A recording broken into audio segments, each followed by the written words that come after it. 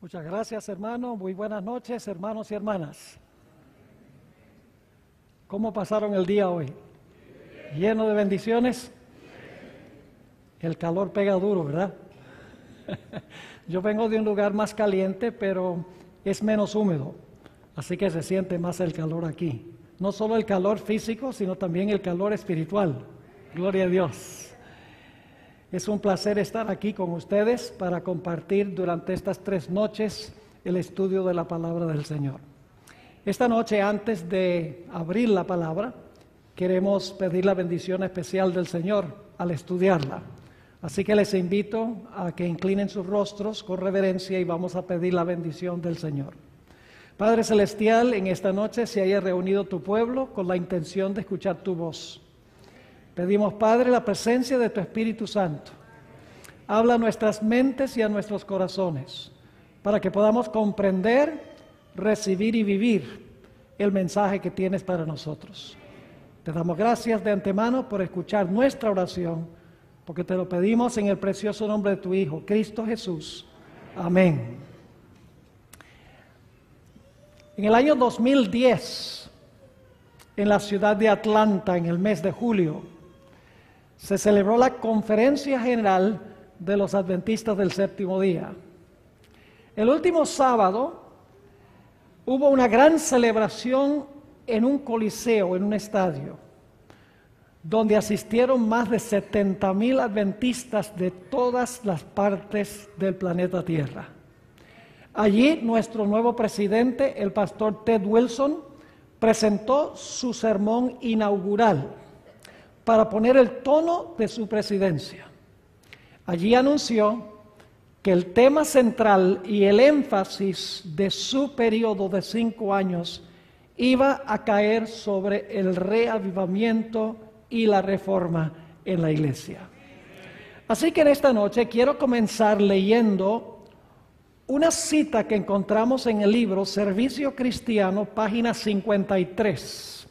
Yo estoy seguro que ustedes han leído esta cita, es muy bien conocida, pero quiero colocar el tono o el marco de lo que vamos a estudiar leyendo esta cita del Espíritu de Profecía. Dice así: un reavivamiento de la verdadera piedad entre nosotros es la mayor y más urgente de todas nuestras necesidades. El buscar esto debe ser nuestra primera obra. Noten en forma clara, sencilla, concisa, la sierva de Dios nos dice que el reavivamiento es nuestra mayor y más urgente necesidad y que debe ser nuestra primera obra buscar el reavivamiento. Ahora quisiera leer otra cita, una cita que encontramos también en el libro Servicio Cristiano, en las páginas 53 y 54, a donde la sierva del Señor habla de reavivamiento y reforma. Ahora añade un término o una palabra adicional que no estaba en la primera cita. Dice allí, en esa cita, tiene que realizarse un reavivamiento y una reforma bajo la administración del Espíritu Santo. Ahora escuchen bien, reavivamiento y reforma son 2 cosas diferentes. Reavivamiento y reforma son ¿qué? 2 cosas diferentes. Pero ustedes notarán que yo allí añadí en corchetes, pero estrechamente vinculadas. Es decir, son diferentes, pero están conectadas, están relacionadas. Sigue diciendo, el reavivamiento significa, y ahora fíjense 3 frases paralelas. El reavivamiento significa una renovación de la vida espiritual, una vivificación de los poderes de la mente y del corazón, una resurrección de la muerte espiritual. 3 formas de decir lo mismo. ¿Lo captaron?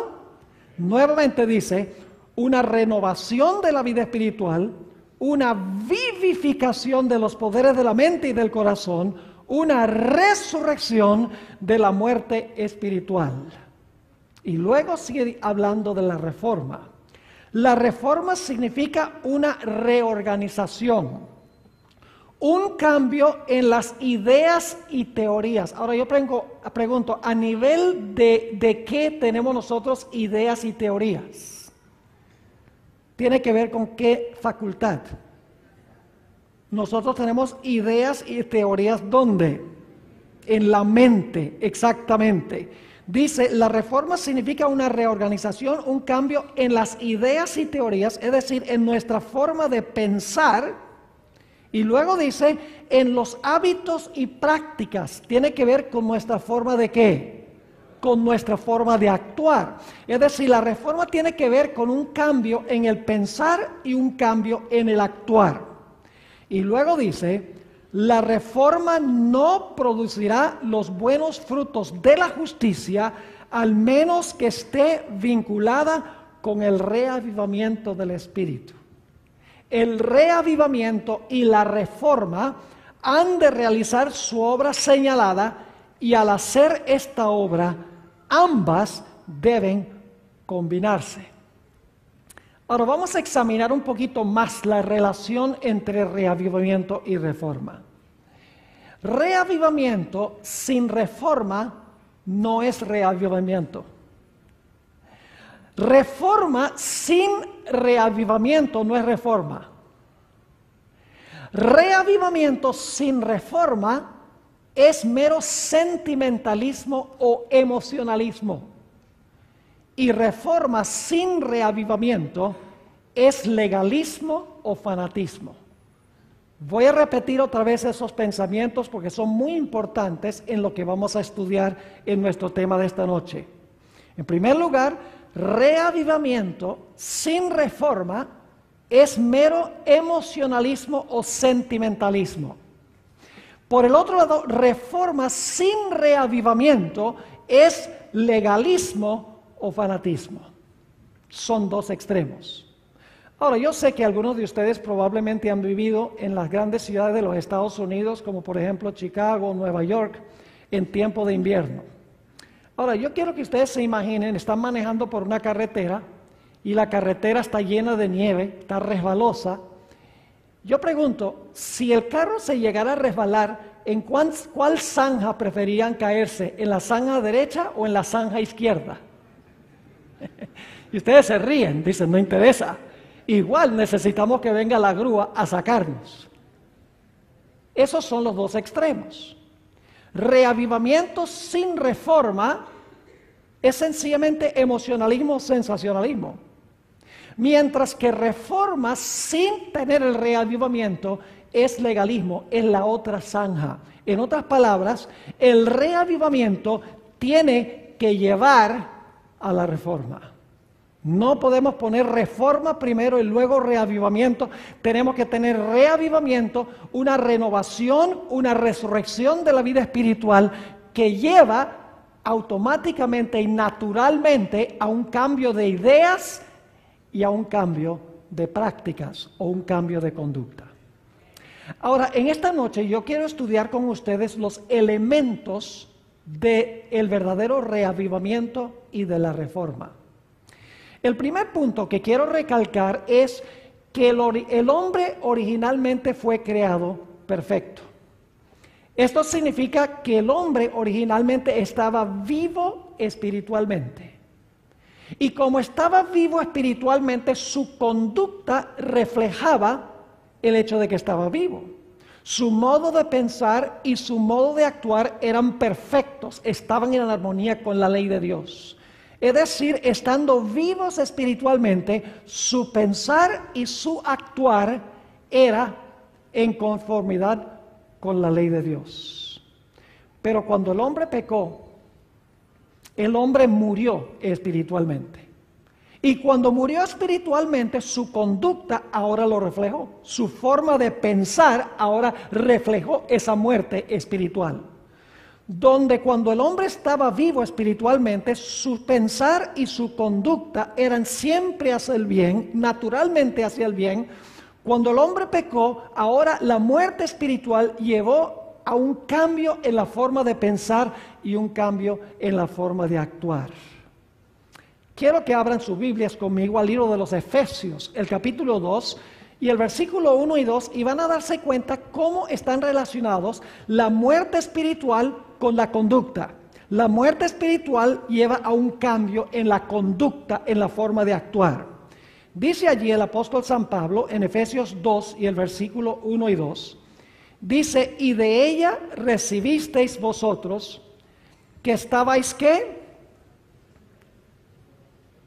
No lo tenemos en pantalla, pero dice, estabais muertos, esa es la condición, en vuestros delitos y pecados. ¿Se dan cuenta? Muertos lleva a ¿qué cosa? A delitos y pecados. Y luego sigue diciendo, en que otro tiempo anduvisteis. Tiene que ver, la palabra andar en la Biblia tiene que ver con conducta. Conforme a la condición de este mundo, conforme al príncipe de la potestad del aire, el espíritu que ahora obra en los hijos de desobediencia. Este texto nos dice que estando muertos, anduvisteis conforme a la condición de este mundo. Es decir, la muerte espiritual nos lleva a actuar mundanalmente en nuestra conducta.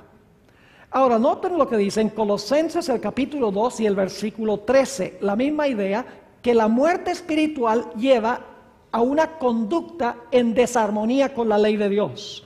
Colosenses el capítulo 2 y el versículo 13. Dice, y vosotros estando muertos, fíjese, es la condición nuevamente, estando muertos en pecados y en la incircuncisión de vuestra carne, ahí está la conducta, ahí está en la forma de actuar. Sigue diciendo, os vivificó juntamente con él, perdonándoos todos vuestros pecados. Lo que quiero que vean en este texto es que cuando el hombre murió espiritualmente, el resultado fue un cambio en su conducta en violación de la santa ley de Dios. Ahora lo que quiero que noten es que el corazón del hombre es por naturaleza engañoso. El corazón pecaminoso, el corazón que no ha sido regenerado, el individuo que tiene un corazón que está espiritualmente muerto, trata de engañarlo a uno para que uno piense que no está tan mal. Ahora noten lo que dice en Jeremías el capítulo 17 y los versículos 9 y 10. Jeremías el capítulo 17 y vamos a leer el versículo 9 y en unos momentos vamos a leer el versículo 10. Dice en el versículo 9, engañoso es el corazón más que todas las cosas y ¿qué? Y perverso. Y luego termina con una pregunta, ¿quién lo conocerá? Por eso fue que una vez Martín Lutero dijo, le tengo más miedo a mi propio corazón que al Papa y todos sus cardenales. Martín Lutero tenía cierta forma interesante de expresar las cosas. Es decir, cuando estamos espiritualmente muertos y nuestra conducta es una conducta en desarmonía con la ley, el corazón pecaminoso trata de racionalizar, trata de justificar las acciones pecaminosas. Y ustedes notan que le termina con una pregunta, el corazón es perverso, ¿quién puede conocer el corazón? La respuesta viene inmediatamente en el versículo 10. Dios contesta, dice, yo Jehová, que escudriño el corazón y pruebo los riñones para dar a cada uno según su camino, según el fruto de sus obras. ¿Quién es el único que puede conocer nuestro corazón? Dios. Nosotros mismos no podemos conocer nuestro corazón irregenerado, porque es un corazón que está espiritualmente muerto, que lleva a una conducta en desarmonía con la voluntad de Dios. Note también el Salmo 139 y el versículo 23 y 24. Salmo 139, 23 y 24, sobre quién puede conocer nuestro corazón. Si yo mismo no puedo conocer mi corazón, ¿quién lo puede conocer? ¿Quién me lo puede revelar? Dice en el Salmo 139, versículo 23 y 24, examíname, oh Dios, y conoce mi corazón. Pruébame y reconoce mis pensamientos y ve si hay perversidad en mi camino y guíame en el camino eterno. ¿Quién es el único que puede conocer nuestro corazón a cabalidad, a plenitud? Dios es el único que puede conocer nuestro corazón a plenitud. Ahora, ¿qué hemos estudiado hasta ahora? En primer lugar, nos dimos cuenta que el hombre fue creado originalmente perfecto. Tenía una naturaleza espiritual viva. Como resultado era obediente a la ley de Dios. Cuando el hombre pecó, murió espiritualmente. Y por lo tanto su forma de pensar y su forma de actuar cambió. Ahora vivía en violación de la ley de Dios. Nos hemos dado cuenta que el corazón del hombre no podemos confiar en él porque es engañoso. Trata de justificar el pecado. Trata de hacernos pensar que no somos tan malos como realmente somos. Y nos hemos dado cuenta que solamente hay uno que puede conocer nuestro corazón y revelarnos lo que nosotros somos en verdad. Y ese es Dios. Pero ahora necesitamos hacernos la pregunta. ¿Cuál es la forma que usa Dios para revelarnos la condición de nuestro corazón? El hecho de que nuestro corazón está muerto espiritualmente y necesitamos un nuevo corazón. ¿Quién es el que nos muestra nuestra verdadera condición? Es Dios. Pero ¿cómo lo hace? Lo hace por medio del Espíritu Santo a través de su palabra. No puede haber reavivamiento y reforma sin la palabra de Dios, porque Dios usa a través del Espíritu Santo su palabra para revelarnos lo que nosotros realmente somos y la necesidad que nosotros tenemos. Noten lo que dice en Hebreos el capítulo 4 y el versículo 12 y 13. Hebreos el capítulo 4 y el versículo 12 y 13 nos dice cómo es que Dios nos revela la condición de nuestro corazón, nos revela lo que realmente somos para que queramos nacer de nuevo, para que queramos pasar por la experiencia de vivificación. Dice allí en Hebreos 4:12, porque la palabra de Dios es viva y eficaz y más penetrante que ¿qué? Que toda espada de dos filos y que alcanza hasta partir el alma y aún el espíritu y la coyuntura y los tuétanos. Fíjense que es bien penetrante, ¿sí o no? Y luego dice, y discierne los pensamientos y las intenciones de ¿qué? Del corazón. ¿Cómo es que Dios examina nuestro corazón? ¿Cómo es que Dios nos muestra la condición de nuestro corazón? Por medio de la penetración de ¿qué? De su santa palabra. Y luego dice, y no hay cosa creada que no sea manifiesta en su presencia. Antes todas las cosas están desnudas y abiertas a los ojos de aquel a quien tenemos que dar cuenta. ¿Cómo es que Dios nos revela la verdadera condición de nuestro corazón y la necesidad que tenemos? Lo hace a través de su palabra. Su palabra, como espada de dos filos, entra, penetra hasta las profundidades del ser, nos muestra lo que somos y la gran necesidad que nosotros tenemos. Quiero compartir con ustedes un ejemplo para que podamos entender cómo funciona este asunto de la espada, penetrar y revelarnos nuestra condición para que podamos experimentar el reavivamiento o una renovación de la vida espiritual. Quiero leerles un informe que escribió un hermano que se llama L.D. Fleming. Él asistió a una serie de conferencias que dio Guillermo Miller al comienzo de la historia de la iglesia adventista. El pastor Miller estaba predicando en una ciudad que se llama Portland, en el estado de Maine. Y él describe cómo eran las reuniones de Guillermo Miller. Recuerden la ilustración de la espada de dos filos que penetra y entra y discierne y busca y revela lo que está en el corazón. Así describe la reunión del hermano Miller, de Guillermo Miller. Todo está avanzando poderosamente.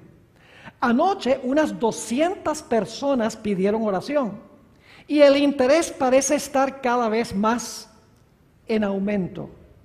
Toda la ciudad está agitada. Los sermones del hermano Miller no asustan en lo más mínimo a sus oyentes. Al contrario, los que están alarmados son aquellos que no quieren venir a escuchar. Muchos de los que se mantienen alejados y se oponen parecen estar aturdidos o aún alarmados. Pero aquellos que escuchan con sinceridad no se sienten ni aturdidos ni alarmados. Ahora escuchen. El interés que despiertan sus sermones es de índole serena y desapasionada. Lo que quiere decir es que cuando él predica, la gente no anda dando saltos y aleluya y gloria a Dios y emocionándose todos, no. Dice que está escribiendo, el interés que despiertan sus sermones es de índole serena y desapasionada. Es decir, no están involucradas las pasiones, sino el intelecto. Aun cuando este es el reavivamiento más grande que jamás haya visto, no existe un emocionalismo apasionado. Más bien, el mensaje parece arraigarse profundamente en la mayoría de la comunidad. El efecto se produce por lo siguiente. Ahora voy a decir por qué los sermones del pastor Miller tenían este efecto. Dice, el hermano Miller sencillamente toma la espada del Espíritu, la desenvaina y coloca su afilada orilla en el corazón desnudo y la espada corta. Esto es todo. Ante el filo de esta arma poderosa, la infidelidad cae, el universalismo se marchita, los fundamentos se desvanecen y los mercaderes de Babilonia se maravillan. Me parece a mí que esto debe parecerse más a los reavivamientos apostólicos que cualquier otro evento que hayan visto los tiempos modernos. ¿Qué es lo que daba poder a la predicación de Guillermo Miller?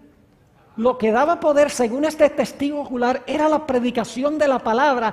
La palabra penetraba, entraba y revelaba la condición del corazón y llevaba a la gente a una conversión genuina, a un nacimiento de nuevo, es decir, a un reavivamiento como resultado de la palabra.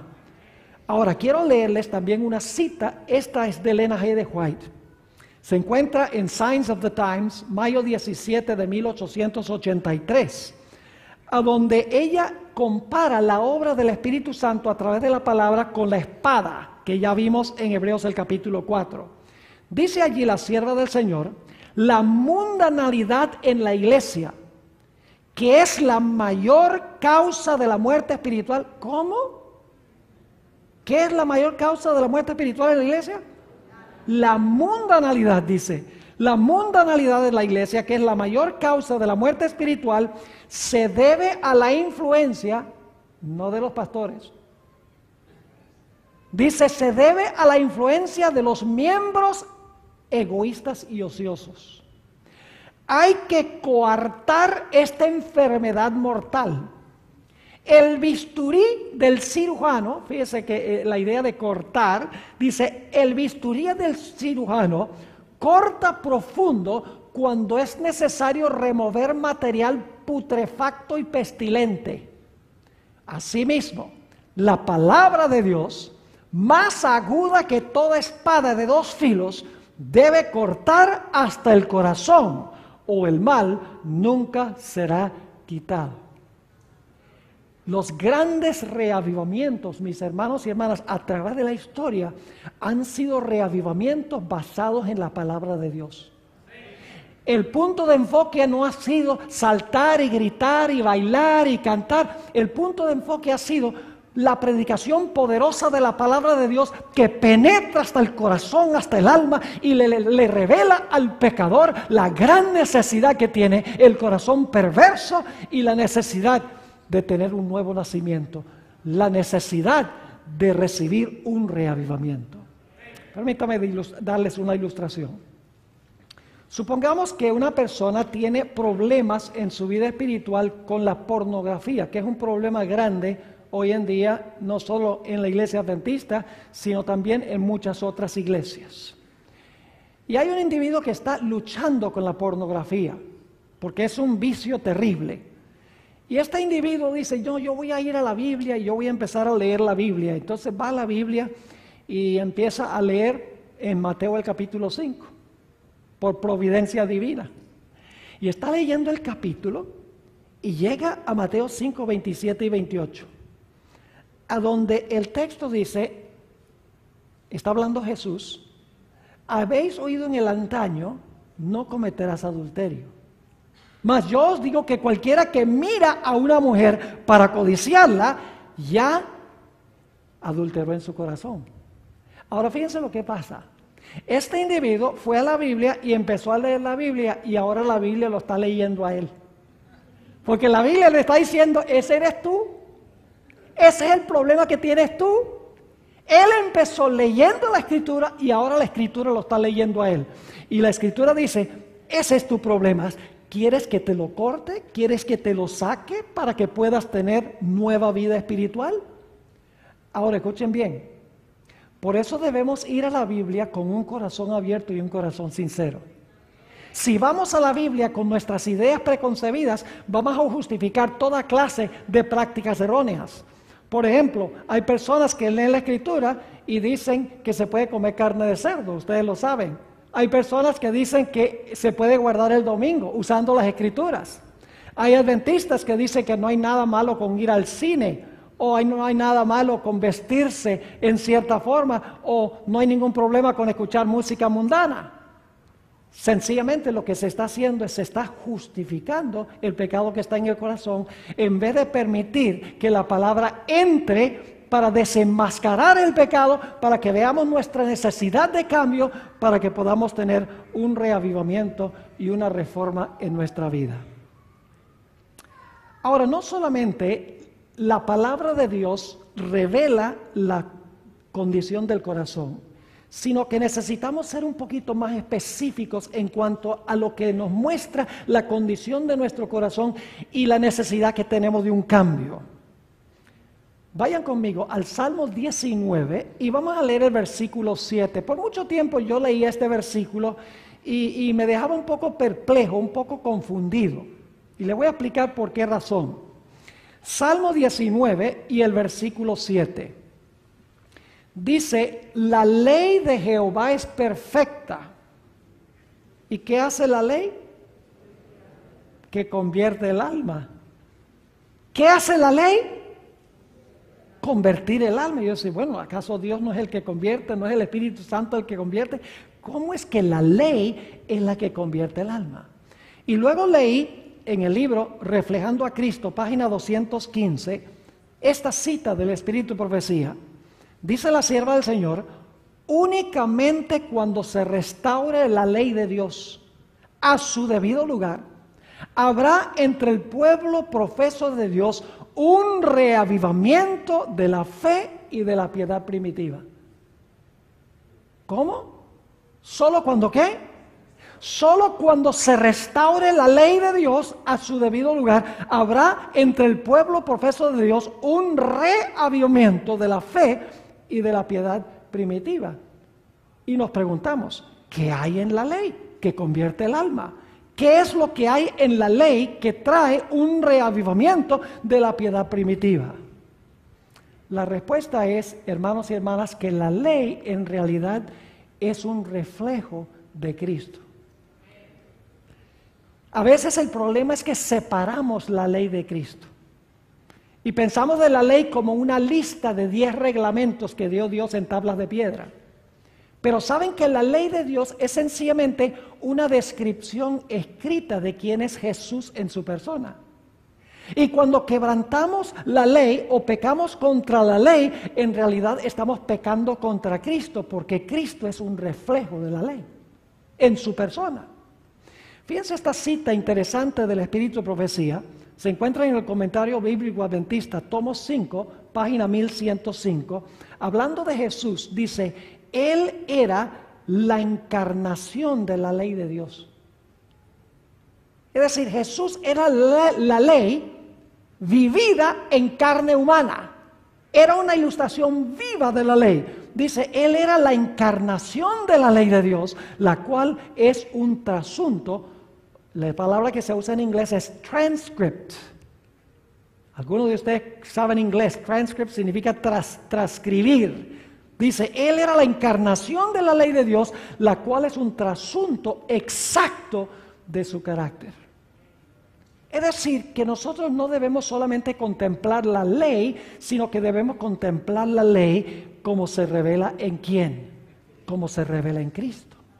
Y cuando nosotros miramos a Cristo, ¿qué vemos? Vemos la ley vivida a perfección.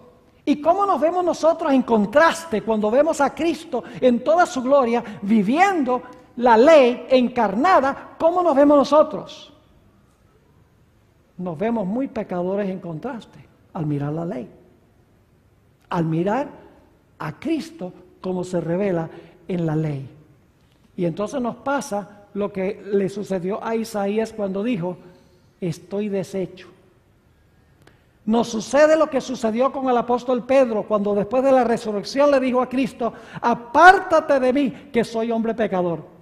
Nos pasa lo que le sucedió al apóstol Pablo, quien dijo, miserable hombre de mí, ¿quién me librará del cuerpo de esta muerte? Es decir, cuando nosotros contemplamos la ley a través de Cristo, nosotros vemos la belleza y la perfección de Jesús. Y en comparación nos vemos pecadores, nos vemos malos, nos vemos deplorables. Y llegamos a la conclusión de que nosotros estamos en una condición donde necesitamos desesperadamente un cambio en nuestra vida. Pero no solamente vemos la perfección de Jesús y nuestra imperfección, sino cuando contemplamos a Jesús, también nos damos cuenta que el Señor Jesucristo, a pesar de que tenía esa perfección, a pesar de que tenía esa belleza en su carácter, a pesar de que era la ley en forma vivida, estamos ahora contemplando a Jesús, nos sentimos como nada, pero ahora veo a Jesús en la cruz del Calvario. Lo veo con las manos atravesadas, con los pies atravesados.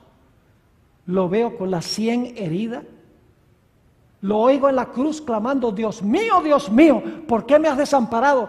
Y le digo al Señor Jesús, si tú eres tan hermoso, tú eres tan perfecto, tú eres tan bello, tú eres la encarnación de la ley, y ahora yo te veo así y me siento como si fuera nada, soy un miserable pecador. Pero Señor Jesús, te veo también en la cruz del Calvario, demacrado, sufriendo, clamando a tu Padre por estar separado de tu Padre. Señor Jesús, ¿por qué fue que te pasó eso siendo perfecto y siendo puro? Y el Señor Jesucristo responde, por tus pecados. ¿Y saben lo que hace la visión de la perfección de Jesús y la visión de la cruz? Me lleva a arrepentirme del pecado.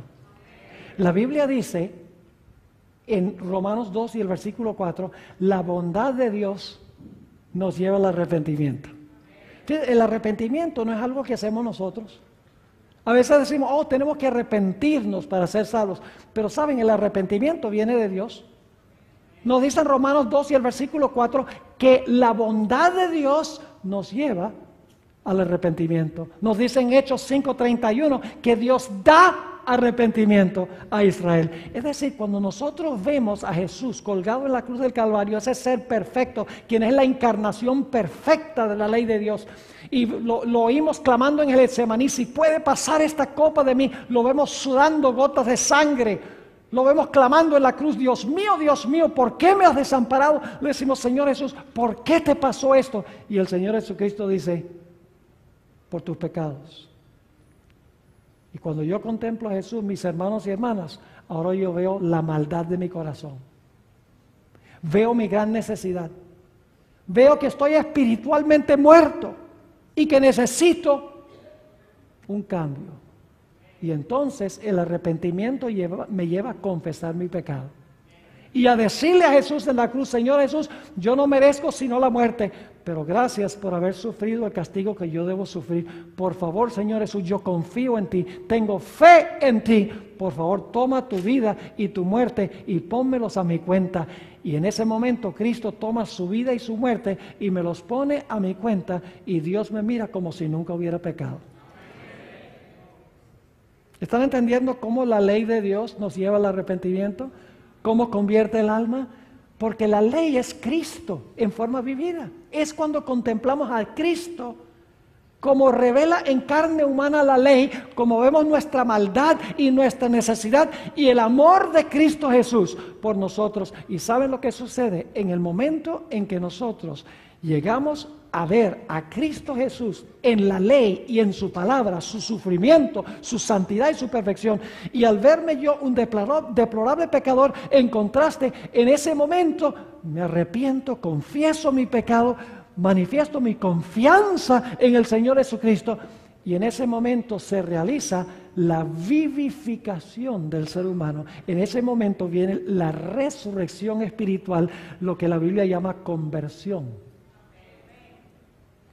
Noten lo que dice en el libro de Tito, el capítulo 3 y el versículo 5. Tito, el capítulo 3 y el versículo 5. Habla del momento de la conversión. Dice: no por obras de justicia que nosotros habíamos hecho, mas por su misericordia nos salvó, por el lavacro, escuchen bien, de la regeneración y de la ¿qué? Y de la renovación del Espíritu Santo.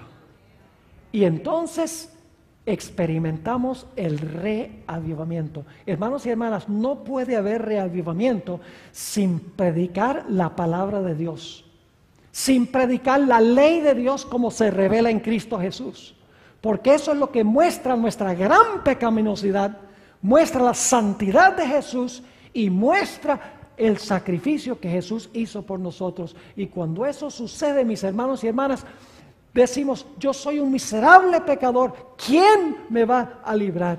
En ese momento se realiza una resurrección espiritual en mi vida.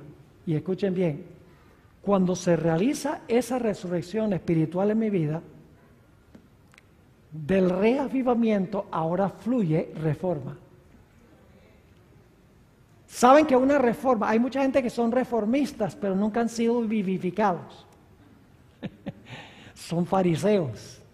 Y siempre están buscando decir: mira, ese se comió un pedazo de carne. No me entiendan mal. Debemos practicar la reforma por salud, pero siempre están buscando criticar a otras personas. Esa es la característica primordial del fariseo. El fariseo, en vez de preocuparse por su propia vida espiritual, siempre se está preocupando por la vida espiritual de los demás y comparándose él con los demás. Pero les digo que cuando hemos sido convertidos, cuando hemos pasado por el reavivamiento que viene como resultado de contemplar la ley como se revela en Cristo Jesús, su bondad, la belleza de su carácter, cómo se dio por nosotros, viene una renovación de nuestra mente y de nuestro corazón, y ahora de el reavivamiento fluye naturalmente una reforma. Noten el conflicto de los siglos, página 515, conflicto de los siglos, página 515. Escuchen lo que dice la sierva del Señor. Una reforma en la vida es la única prueba segura de un verdadero arrepentimiento. ¿Cuál es la prueba segura de un verdadero arrepentimiento? Dice ella: una reforma en la vida. Y fíjense que dice en la página 514 y 515, está hablando de los que una vez eran mundanos y que pasaron por la experiencia del nuevo nacimiento. Dice: amaban lo que antes aborrecían y aborrecían lo que antes amaban. Los orgullosos y tercos se volvieron mansos y humildes de corazón. Los vanidosos y arrogantes se volvían serios y discretos. Los profanos se volvían piadosos. Los borrachos sobrios y los corrompidos puros. Las vanas costumbres del mundo eran desechadas. Es decir, el reavivamiento llevaba a una ¿qué? a una reforma o a un cambio en la vida. Pero ahora escuchen lo que voy a decir. El cambio que se realiza en la vida no es un cambio que se realiza instantáneamente en su totalidad. Es un proceso. Porque cuando nosotros nacemos de nuevo, el viejo hombre todavía está allí. La vieja mujer todavía está allí, queriendo asomar la cabeza. Pero hay una nueva naturaleza espiritual que ha entrado a nuestra vida, que debemos alimentar cada día para que pueda subyugar la naturaleza carnal que antes predominaba en nuestra vida. Es decir, que después de nosotros pasar por el reavivamiento, por una resurrección espiritual, ahora es necesario cada día alimentar la naturaleza espiritual. Note lo que dice 2 Corintios, el capítulo 3 y el versículo 18. 2 Corintios 3, 18. Es un texto muy bien conocido, se cita muy a menudo. Dice allí el apóstol Pablo: por tanto nosotros todos, mirando a cara descubierta, como en un espejo, la gloria del Señor, somos, y ustedes notan que ahí puse en corchetes, estamos siendo, porque el tiempo del verbo es progresivo, debería ser, por tanto nosotros todos, mirando a cara descubierta como en un espejo la gloria del Señor, estamos siendo ¿qué? Transformados de gloria en gloria en la misma semejanza como por el Espíritu del Señor. ¿Cómo somos transformados de gloria en gloria? Somos transformados de gloria en gloria mirando a cara descubierta la gloria del Señor. ¿Y saben lo que sucede? Cada día que yo contemplo más a Jesús, más pecador me veo. Y más entiendo el amor de Jesús. Porque al contemplar su cruz, yo me doy cuenta que a pesar de que Jesús es santo y perfecto, tomó mis pecados sobre sí mismo. Y cada día renuevo o alimento esa naturaleza espiritual que ha nacido en mi vida de día en día. ¿Y saben lo que es interesante? Ya el pastor no tiene que decirme cómo vestir. Ya el pastor no tiene que decirme cómo comer o no comer. Ya no tiene que decirme qué programas se pueden ver y qué programas no se pueden ver en televisión. Ya no tiene que decirme qué clase de música tengo que escuchar o no escuchar. Ya la persona no siente el deseo de cambiar por ganarse el cielo o por evitar el infierno, sino sencillamente la vida cambia porque no quiero ofender a mi querido Jesús. Porque su cruz demuestra lo que el pecado costó. Y yo le digo a veces a los jóvenes cuando ellos cuando van al cine para ver una película donde hay violencia y donde hay espiritismo y hay sexo ilícito, lo que yo les digo es, mire, por eso fue que murió Jesús. ¿Sí o no? Por ese acto de ir a ver esa película murió Jesús. Porque nosotros somos transformados por lo que nosotros ¿qué? Por lo que nosotros contemplamos. Así es que alimentamos nuestra nueva vida, nuestra vida espiritual. Es decir, nacer de nuevo no es lo último, es el primer paso. Luego, después de la renovación espiritual, después de la resurrección espiritual, al contemplar la cruz de día en día, llego a odiar más el pecado y llego a amar más a Jesús. Yo viví en Venezuela mucho tiempo, la tierra de Coronado. Aunque yo no viví en el área donde él vive, eso es un peladero. Eso no hay sino chivos y burros ahí.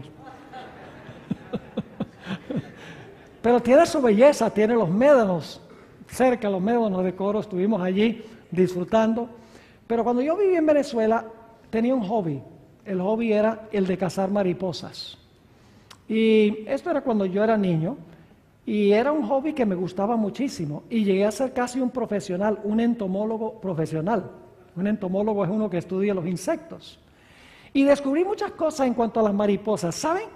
La palabra que se usa allí en 2 Corintios 3, 18, donde dice estamos siendo transformados, la palabra transformados allí es la palabra metamorfoo. Te pregunta, qué es una metamorfosis? Una metamorfosis es una transformación radical. Por ejemplo, un gusano. ¿Saben que una mariposa tiene dos nacimientos? Primero nace como ¿qué? Como gusano. Y el gusano se arrastra por el suelo. Y el gusano come del árbol o de la planta, la mata, a donde fueron colocados los huevos de la madre mariposa. Y el gusano crece a medida que come y se vuelve un gusano bien grandote, pero sigue siendo gusano. Pero luego el gusano se sepulta en una crisálida o en un capullo. Fíjese, ahí tiene uno el simbolismo del bautismo, que es el rito oficial, cuando uno oficialmente está diciendo, estoy dejando el mundo atrás y estoy naciendo de nuevo en Cristo Jesús.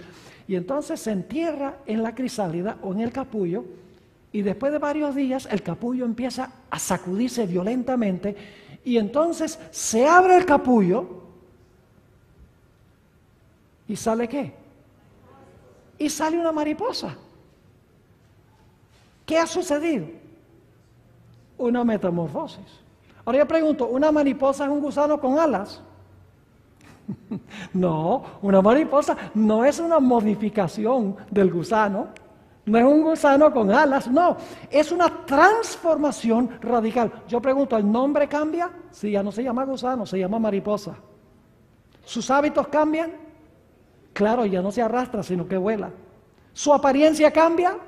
Ya no infunde terror, sino que es un animal bello. ¿Cambia el lugar donde vive? Claro que cambia el lugar donde vive. Es una nueva creación. ¿Y cómo llegó a ser mariposa? ¿Porque se esforzó por ser mariposa? No. ¿Por un qué? Por un milagro, no por esfuerzo. Por eso el apóstol Pablo dice, los que están en Cristo, nuevas criaturas son. Las viejas cosas pasaron y aquí todas las cosas son hechas nuevas. ¿Te recuerdas la conversación de Jesús con Nicodemo? Nicodemo pensaba que él era muy santo y muy bueno porque él guardaba la ley. Y él pensaba que él iba a entrar al reino. Pero dice, bueno, por si acaso le voy a preguntar al maestro, a ver. Le pregunta, bueno, ¿qué necesito hacer yo para finalmente estar en el reino? El Señor Jesucristo, es muy sencillo, tiene que nacer de nuevo. Del agua y del Espíritu. Eso fue algo nuevo para Nicodemo, porque Nicodemo pensaba que guardando la ley, él se iba a salvar. Ahora, fíjense lo que dice la sierva del Señor. Esto se encuentra en El Deseo de todas las gentes, página 143. Escuchen bien. El gusano no se convierte en mariposa porque se esfuerza por ser mariposa, sino por un milagro. Dice, el que está tratando de alcanzar el cielo por sus propios esfuerzos, por sus propias obras, observando la ley, está intentando lo imposible. Eso es reforma sin qué? Sin reavivamiento. Sigue diciendo, no hay seguridad para el que tenga solo una religión legal. Solo una forma de la piedad. Escuchen esto. La vida del cristiano no es una modificación o mejora de la antigua, sino una transformación de la naturaleza. Se produce una muerte al yo y al pecado y una vida enteramente nueva. Ese cambio puede ser efectuado únicamente por la obra eficaz de ¿qué? Por la obra eficaz del Espíritu Santo. Y claro, después de la transformación, ¿qué tenemos que hacer? Tenemos que permanecer en Jesús. Y déjenme darles una ilustración para que puedan entender. En Venezuela yo iba a cazar mariposas a un parque nacional que se llamaba Parque Nacional Henry Pittier, en una región que se llama Guamitas, cerca de la ciudad de Limón. Y yo recuerdo la primera vez que fui a ese parque nacional, yo llevaba mi malla de cazar mariposas, mis tablitas, llevaba mi frasco de veneno, tetracloruro de carbono, que uno mete la mariposa y ¡puf! Se abre la sala y está muerta en solamente 1 o 2 segundos. Es mortal. Y yo entré con la malla y veo esta mariposa azul, de esas grandes, y dejo todo allí y me pongo a perseguir esa mariposa. Y es de esa clase de mariposa donde uno le tira la malla y sube, y luego le tira la malla y baja. No vuela derecho, sino para arriba y para abajo, para arriba y para abajo. Y bueno, yo estaba tropezándome con las matas y con los árboles y medio cayéndome con piedras.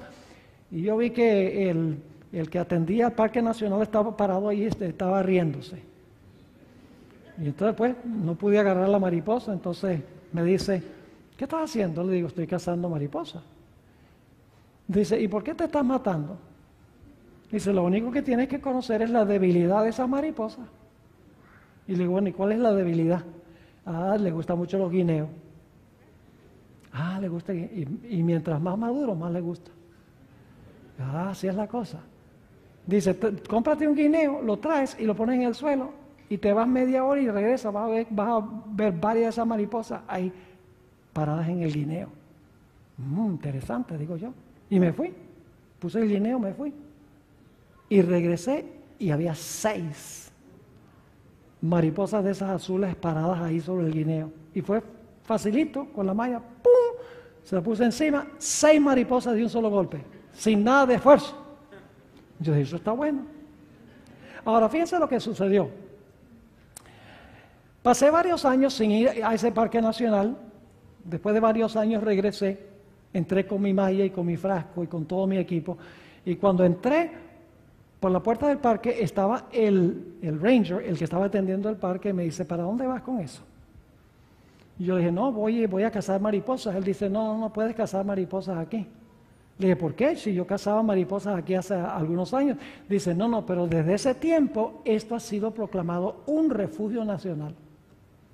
Aquí no se puede cazar mariposas, no se puede matar nada, no puedes agarrar las flores, nada. Todo está protegido. ¿Sabe lo que hice yo? Me salí de la cerca del parque con mi guineo y tiré el guineo fuera del parque. Y cualquier mariposa que se saliera del refugio y cayera en el guineo era presa segura.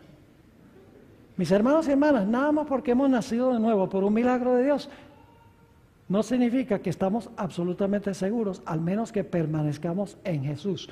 Porque el gran cazador, Satanás, está bravo porque hemos nacido de nuevo y va a hacer todo lo posible por recuperar lo que él ha perdido.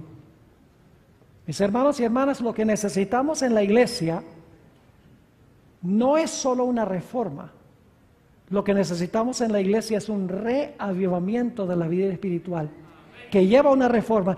Y el reavivamiento no puede venir sin hacer que la palabra de Dios sea central, sin hacer que la ley de Dios sea central, sin que dediquemos tiempo para meditar y dejar que la palabra entre. La palabra, dicho sea de paso, es Jesús, que entre, que busque el pecado, que lo corte y lo saque antes de que el cáncer del pecado nos mate a nosotros. Pero ¿saben lo que sucede? La mayoría de los reavivamientos que hay en el mundo cristiano hoy no son de esta clase. Aún en la iglesia adventista nosotros pensamos que para tener reavivamiento tenemos que aprender a adorar como los demás. Y tenemos que usar la música de los demás. Y tenemos que usar los métodos de evangelismo de los demás. Y que entonces cuando tengamos una música más upbeat, cuando tengamos servicios religiosos que entretengan, entonces vamos a tener un reavivamiento. Hermanos y hermanas, ese no es el camino correcto. Cuando yo llegué a la iglesia que pastoreo ahora, hace 17 años, una iglesia de 1,200 miembros, en un buen sábado tenía una asistencia de 150. La iglesia tenía un grupito pequeño que me dijo, apenas llegué, dijeron, pastor, lo que necesitamos hacer aquí es hacer más contemporáneo el servicio religioso para que la gente quiera venir a la iglesia. Dice, necesitamos sintetizadores, necesitamos tambores. Necesitamos un grupo de alabanza que anime a la gente. ¿Saben que eso es como una inyección de adrenalina? ¿Y qué pasa después que se va la adrenalina? No queda absolutamente nada. Y yo le dije, mire, no, mientras yo esté aquí no va a pasar eso. El reavivamiento en esta iglesia no se va a basar en asuntos artificiales, se va a basar en la predicación de la palabra del Señor. Llenar la iglesia con métodos de esa índole no logra nada. Lo que hace es llenar la iglesia de un montón de gente egoísta que quiere adaptar la adoración a Dios de acuerdo a sus gustos. ¿Saben cuál es uno de los grandes problemas que tenemos? Es que nuestra adoración se ha llegado a enfocar en el adorador en vez de enfocarse en el que adoramos. La música que a mí me gusta. No, yo quiero venir vestido como a mí me gusta. Yo quiero que se tengan programas como a mí me gusta. Hermanos y hermanas, venimos a la iglesia con el fin de adorar a Dios. Ahora permítanme mencionarles para cerrar algo muy importante en cuanto a los reavivamientos falsos que menciona la sierva del Señor al final del tiempo. No se van a basar en la palabra de Dios. Yo pregunto, ¿ustedes han visto en la iglesia adventista recientemente el deseo de tener reavivamientos usando estos métodos de adrenalina? Está pasando. Pero eso no cambia ni transforma el corazón, mis hermanos y hermanas. Sin la palabra y la ley de Dios y una contemplación de la vida de Cristo, no hay cambio.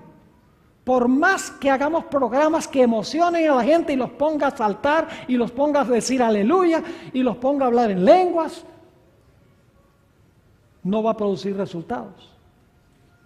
Permítanme leerles unas citas para concluir de la sierva del Señor.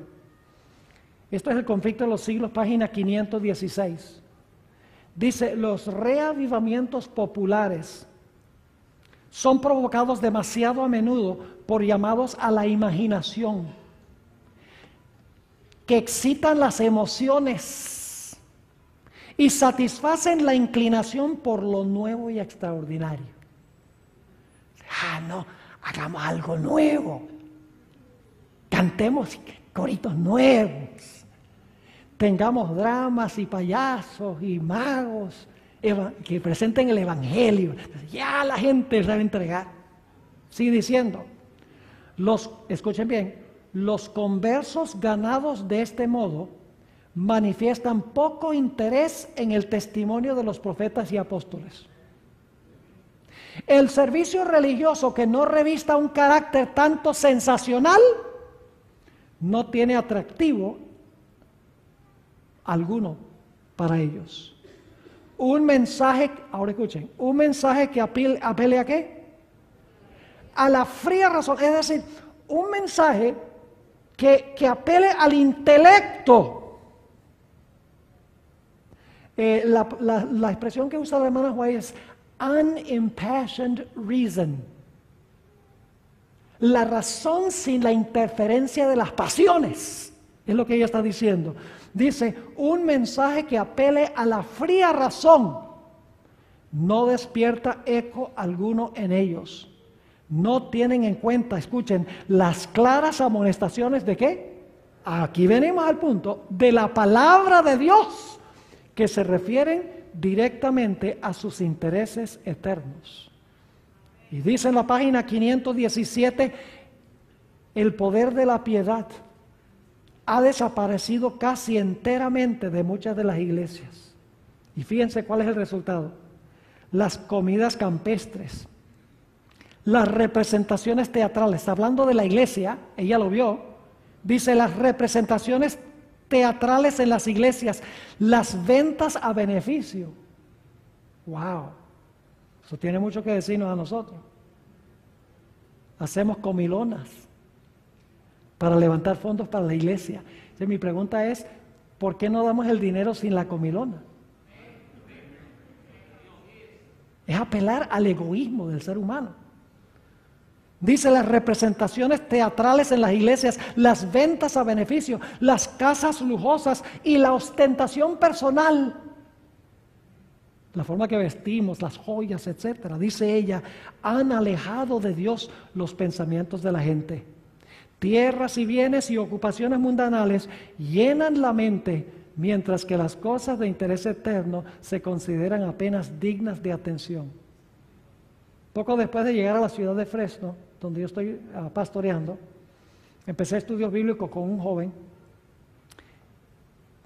Pasé por 20 estudios bíblicos con él y con su esposa era dentista, y luego entonces pasé por otra serie de 20 estudios con ellos.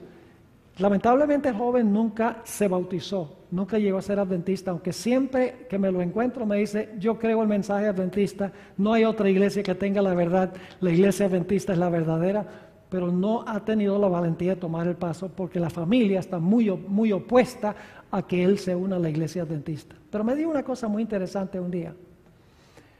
Él asistía a una iglesia carismática y me dice, pastor, quiero decirle lo que me gusta de su iglesia. Le dije, bueno, ¿qué te gusta de mi iglesia? Dice, mire, yo voy a mi iglesia, ahí nosotros tenemos un grupo de alabanza, saltamos, brincamos, hablamos en lenguas, nos emocionamos. Y dice, y salimos de la iglesia y a los 20 minutos no tenemos nada. Pero cuando yo voy a su iglesia y escucho el sermón y salgo, el sermón me queda trabajando en la cabeza, me queda algo. Fíjese que un individuo carismático, no adventista, entendía el poder que hay en la palabra de Dios, en contraste con estos otros métodos que son como echarle gasolina al fuego. ¿Qué pasa cuando echan gasolina al fuego? ¡Uf! ¿Y cuánto tiempo dura? No dura nada. Cuando se va la gasolina, se fue el fuego. Ahora escuchen, vamos a terminar con esta cita del Espíritu de Profecía. La hermana White dice que en los últimos días va a haber un gran reavivamiento verdadero. Yo creo que nosotros estamos entrando en ese tiempo ahora. Y le voy a decir en un momento por qué razón. La página 517 dice la sierva del Señor, conflicto de los siglos, a pesar del decaimiento general de la fe y de la piedad, hay en esas iglesias, no está hablando de la iglesia adventista, sino en las iglesias, verdaderos discípulos de Cristo. Gloria a Dios. Y dice, antes que los juicios de Dios caigan finalmente sobre la tierra, habrá entre el pueblo del Señor un reavivamiento de la piedad primitiva, cual no se ha visto nunca desde los tiempos apostólicos. De eso estamos hablando esta semana. El Espíritu y el poder de Dios serán derramados sobre sus hijos. Entonces, muchos se separarán de esas iglesias en las cuales el amor de este mundo ha suplantado al amor de Dios y de su palabra. Muchos, tanto ministros como laicos, aceptarán gustosamente esas grandes verdades que Dios ha hecho proclamar en este tiempo. Fíjense, esas grandes verdades que Dios ha hecho proclamar en este tiempo a fin de preparar a un pueblo para la segunda venida del Señor. Cuando la hermana White dice esas grandes verdades que Dios ha hecho para proclamar en este tiempo, está hablando de verdad presente, a fin de preparar un pueblo para la venida del Señor. ¿Ustedes creen que el diablo sabe que ese reavivamiento está a la vuelta de la esquina? Ajá, que sí, ¿qué? ¿Y qué va a hacer el diablo? Lo está haciendo. La mayor evidencia de que el verdadero reavivamiento está a las puertas es lo que les voy a leer ahora para terminar. Dice, el enemigo de las almas desea impedir esta obra. Él no quiere un verdadero reavivamiento. Dice, el enemigo de las almas desea impedir esta obra. Y antes que llegue el tiempo para que se produzca tal movimiento, es decir, el reavivamiento verdadero, tratará de impedirla introduciendo una falsificación. Lo estamos viendo en el mundo cristiano y en muchas iglesias adventistas, lamentablemente, mis hermanos. Ahora escuchen, hará aparecer como que la bendición especial de Dios es derramada sobre las iglesias que pueda colocar bajo su poder seductor. Y yo pongo aquí entre corchetes, va a haber mucho amor, grandes multitudes, grandes templos, grandes predicadores, gran emoción y gran entusiasmo. Lo vemos. Dice, allí se manifestará lo que se considerará como un gran interés por lo religioso. Multitudes se alegrarán de que Dios esté obrando maravillosamente en su favor, cuando en realidad la obra provendrá de otro espíritu, bajo un disfraz religioso. Escuchen bien, bajo un disfraz religioso, Satanás tratará de extender su influencia sobre el mundo cristiano. Eso lo estamos viendo. Y la sierva de Dios dice que inmediatamente antes del reavivamiento genuino iba a haber esta falsificación. Y lo estamos viendo hoy. Es una de las evidencias de que el más grande reavivamiento de la historia de la iglesia pronto va a ocurrir. Mis hermanos y hermanas, sin embargo, el diablo quiere impedir que este reavivamiento se realice. Por eso el diablo hace que nosotros basemos nuestros servicios religiosos en toda clase de adornos, que los centremos en la música, el entretenimiento, entre tantas otras cosas, porque él sabe que cuando se predica la palabra de Dios con poder, las vidas cambian. Por lo tanto, trata de ocultar la palabra de Dios usando muchos otros métodos, porque él sabe que esos métodos no alcanzan hasta partir el alma, como dice la Sagrada Escritura. Mis hermanos y hermanas, estamos en el umbral mismo del tiempo del fin. Estoy convencido de eso. Y nosotros tenemos que tomar una decisión de que vamos a dedicar nuestro tiempo a lo que va a edificar nuestra vida espiritual. Vamos a tener que dejar de escuchar muchas cosas, dejar de ver muchas cosas, y vamos a tener que dedicar nuestro tiempo a contemplar a Cristo Jesús en su palabra, su santidad y su amor por nosotros. Y mis hermanos y hermanas, cuando la iglesia hace eso, el diablo tiembla. Mi oración es que esta semana sea de beneficio espiritual, para que eso pueda ser una realidad en la iglesia de Bellavista y en las demás iglesias que están representadas aquí. Antes de tener nuestra oración, quisiera mencionarles que el tema de mañana va a ser supremamente importante. Vamos a tratar un tema un tanto controversial. El hermano Coronado es el hombre de la música. Yo no soy músico profesional, toco la trompeta, sé leer música, sé de teoría musical, pero no soy músico. Pero hice una investigación en cuanto a un campestre muy famoso que se hizo en la iglesia adventista en el año 1900, en el estado de Indiana, donde se estaba enseñando una teología que se conoce como la doctrina de la carne santificada, una herejía. Lo acompañó un estilo de adoración muy interesante. Yo he hecho una investigación intensa, profunda de lo que sucedió allí. Y cada vez que yo pienso en esto, yo tiemblo al ver cómo en muchas de nuestras iglesias estamos siguiendo en los pasos de lo que pasó allí en ese campestre.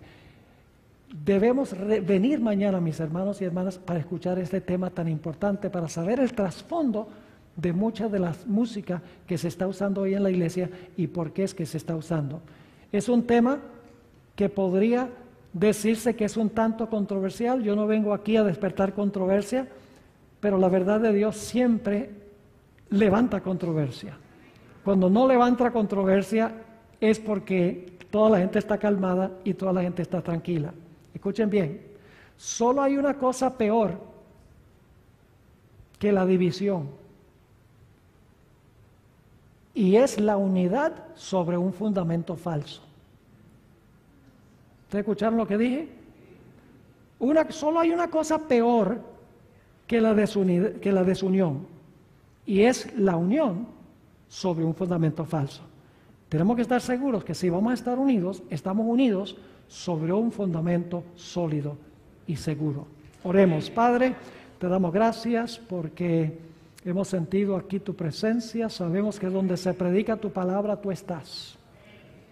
Te pido, Señor, que tomes lo que hemos estudiado, lo grabes en nuestras mentes y en nuestros corazones. Te doy gracias, Padre, por todas las personas que están viendo y escuchando esta programación a través del internet, a través del radio. Te ruego, Señor, que el espíritu que hay aquí también lo haya en todos los lugares que están escuchando. Padre, queremos ese reavivamiento y esa reforma genuina en tu iglesia. Será espectacular ver cómo tu iglesia, por el poder de Dios, va a conmover el mundo. Padre, anhelamos que llegue ese día.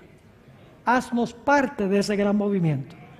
Te lo pedimos en el precioso nombre de tu Hijo, Cristo Jesús. Amén. Quería anunciarles antes de entregar el púlpito. Algunos me han preguntado en cuanto a materiales. Tenemos algunos materiales disponibles que van a estar a la salida. Si están interesados, hay una mesa especial. Que Dios les bendiga. Nos veremos Dios mediante mañana. Traigan a un amigo o traigan a otro miembro.